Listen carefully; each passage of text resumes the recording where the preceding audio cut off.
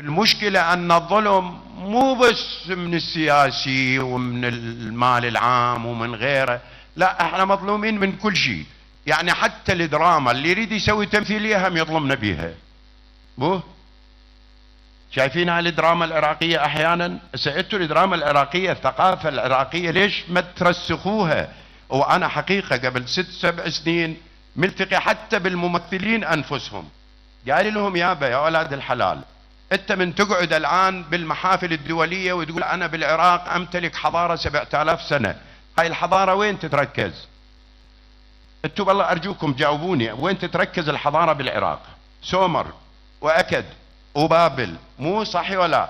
كل الحضارة بجنوب العراق. انتوا الدراما العراقية ليش بنسوون تمثيلية تحاولون ان تهينون الجنوب؟ ليش؟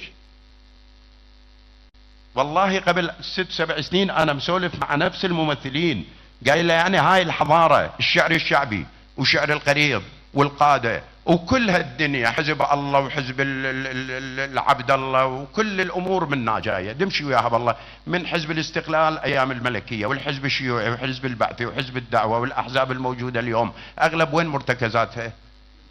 مرتكزاتها الجنوب، قاده الناس، قاده العراق بالجنوب.